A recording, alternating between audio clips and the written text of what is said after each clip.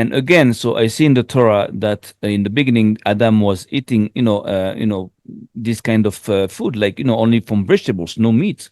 Then I see Hevel, Abel, making an offering of meat. So again, here there's a little point we have to make, is that in Hebrew, what it's written is that he gave some of the female of its flocks, and Ril Behen in Hebrew, which can be translated in two ways, or their milk.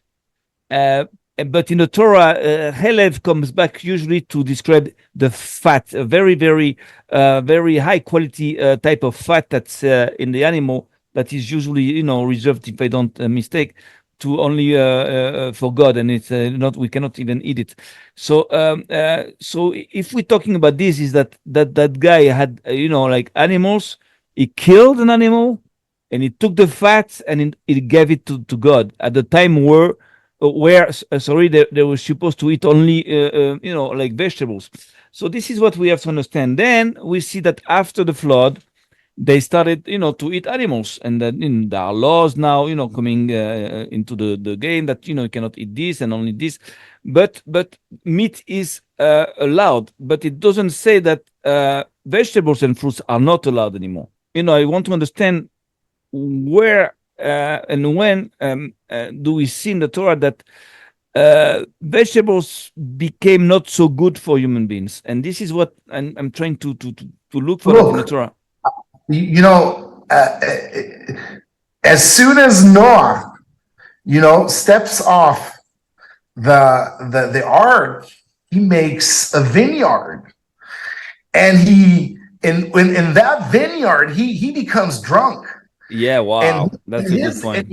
in his drunken state, his youngest son Ham comes, and actually there's something promiscuous there, and his other two sons have to save, and he gets cursed because of that. And it all started from the wine. It all started from the vineyard. And we know that Noah actually steps down in spirituality after the flood.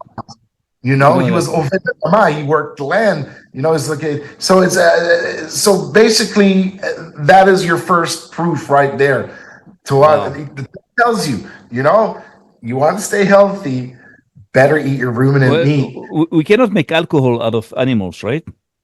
Can we? I don't think so, huh? Only from plants. They have no sugars. It's just fat and protein. And that's another thing I really want to talk about, is that fats from plants are also toxic. Even olive oil, the famous olive oil. And usually olive oil in the Torah is there to light the candles. Yeah. Nobody said you have to eat it. I don't think it was a cooking thing. It's easier to process olives for oil, and it was mostly probably used for lighting, for light, and not as much for eating, I think. But let's put olive oil aside. Let's talk about seed oils. And if we look at seed oils in a centralized way, then we realize that it's $1 billion industry. And seed oils are basically in all processed foods, sweet and savory. Wherever you see a processed food, so sometimes they talk about the sugar. I agree, sugar is not good for you, it's toxic. But seed oils are actually poison for you. And the thing is, remember, it's not the poison, it's the dose. So and that dose accumulates in your cells. And when you take seed oils, like, let's talk about the common one, like canola oils, soya oil, sunflower, sunflower, safflower, rapeseed oil, all these different oils, they're heated and pressed in a mechanical way, they become rancid. Okay, and they're gummed.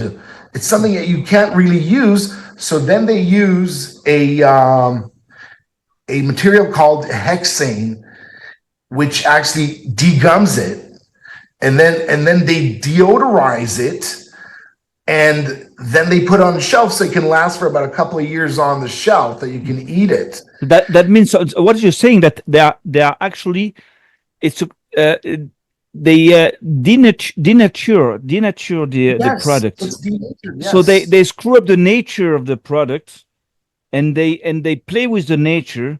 So maybe this is what they do to us by doing this. Just the way they do with food, somehow they do with us.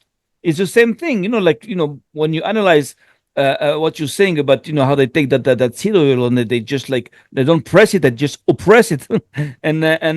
And somehow, if you eat this, what's going to happen to you? If you eat something that's been already it's been denatured, so how it's gonna affect me? Maybe not physically at first, but somehow, I'm not just like meat. And I'm going to prove you that we're not just like meat, because people believe that, okay, we have a soul, and we have a body, and that's it.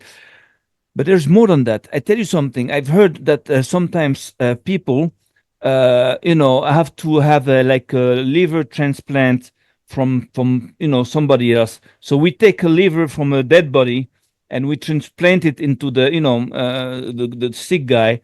And lots of times, what happens is that after the transplant, those people that receive that, how do you call it, that body part, have suddenly, like, desires to, like, or smoke or drink, and they never smoked, they never drank, but the dead person was drinking and smoking, and suddenly now they want to just drink and smoke, but they never did this before. So it means, in my eyes, I'm a simple person. I'm not like a scientist at all. But in my logic, I say, okay, maybe in that piece of meat there, that body part, there is some kind of a residual memory, like a genetic memory or something that reminds, that like a print, like a fingerprint of the body it was a part of originally. And that can explain a lot of things. That means that if you denature something, it can affect you somehow, or bring you to desire thing, or to reject what's good for you and like what's bad for you. I don't know, psychologically, I don't know what, but it certainly affects us at a certain level that we don't see. It's not clear. We all know that we are not supposed to eat the blood. Yes, because like the soul is in the blood. Yes, right. A nefesh, adamu banefesh. So the blood. Hebrew, So the blood is actually, I think, that barrier of spirituality in the spiritual world, and the spiritual world and the physical world is basically the blood. Now, this is something I learned from Maimonides, the great doctor. And this is so interesting that when you give blood or donate blood or get hurt, and the first blood that leaves your body is the bad blood. So basically the blood is like an organ. It thinks, it's smart. So when you start bleeding, usually you won't bleed until 10 seconds after, because the body knows you bled, you're cut and you're supposed to bleed, and it sends the bad blood there first, and all the good blood goes. So when you donate blood, usually you give all your junk out and somebody else gets it. And if you kind of look into adrenochrome, basically, to get that adrenochrome, you have to actually scare someone. To create adrenaline. Blood, and that is the so the blood is actually, it's so quick, it's lightning quick.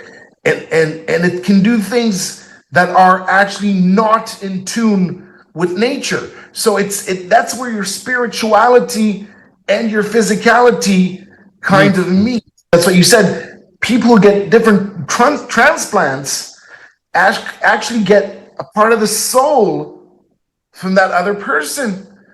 And that's why they have they'd like to drink or whatever it is. So imagine when they push us like to transplant like body parts from animals, like from pigs actually that are like, close to the human body in many ways. So imagine if you get like a transplant from a pig.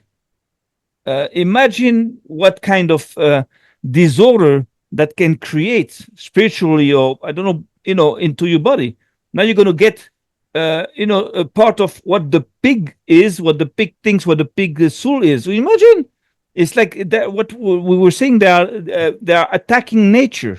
They're attacking our humanity, and at many levels. All those people, again, the same people that lie about flat earth, that lie about the food industry, the health. They're like, it's a total war, like at all levels. So this is what we have to understand. Who we're dealing with.